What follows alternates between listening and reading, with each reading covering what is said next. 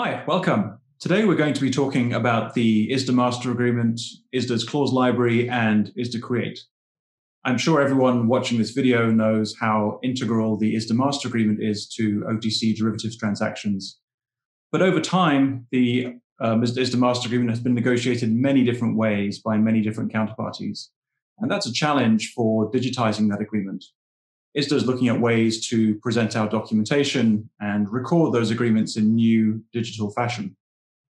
So one of the ways we've been looking at overcoming that challenge is by creating the clause library to capture lots of different kinds of clauses, and then putting that into our ISDA Create platform to allow people to capture those agreements digitally. And today we're going to be unpacking those different methods of creating these new agreements. Perhaps, Doug, I'll ask you first to talk a bit about what ISDA Create is and how that works.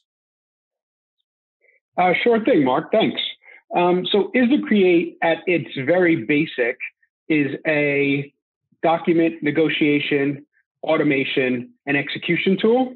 But it's really a lot more than that, right? As anyone who has used it knows, what it does is it really captures every bit of data that goes on through the negotiation process. And that becomes really powerful for institutions, both while they are negotiating their document, but almost more importantly, after they've negotiated their document, so they can use and manipulate that data downstream. Yeah, from a user perspective, I must say it's a significant development to see the expanded capability of this platform with the addition of ISDA's flagship master agreement. Obviously, alongside documents we're using already for initial margin, for IBOR transition. And it feels that it's really moved the dial from sort of regulatory driven solutions much more into business as usual. And I think that the addition of the ISDA clause library also should facilitate and improve the drafting experience and lead to more consistent standardizations.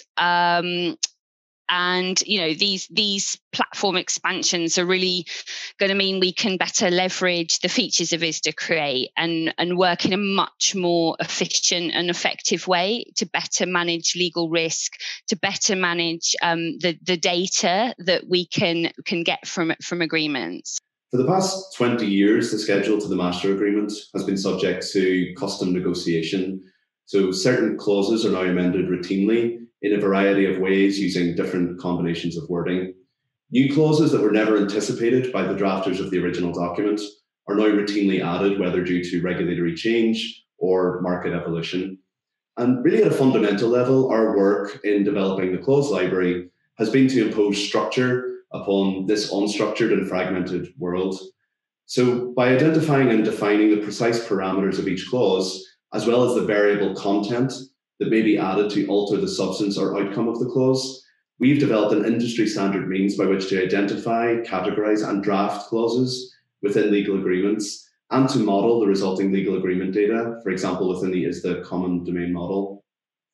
And the clause library builds on that framework by providing composable versions of each clause. And by composable, I mean that parties can select different options within the clause to achieve the tailored business or operational outcomes that they want. Using that framework, the framework developed through the clause library, it's possible to achieve over 130 distinct outcomes within the schedule to the master agreement and to incorporate over 250 standardized data points within those clauses. To talk about how the clause library has been integrated into the master agreement on the ISDA Create platform, I think it's really important to kind of think about how the clause library is produced in paper form. So as Kieran said, we've collected, I think it's thousands of provisions. For purposes of producing the clause library, what we did, if we think about it on a single provision basis, is we've looked at a provision, we've really pulled that provision apart and looked at each of its components and all of the potential variables within each of those components. We've categorized and tagged each of those variables, which if anyone has looked at the paper version of the ISDA clause library, it is a very long document. And it's a very long document because it is detail rich.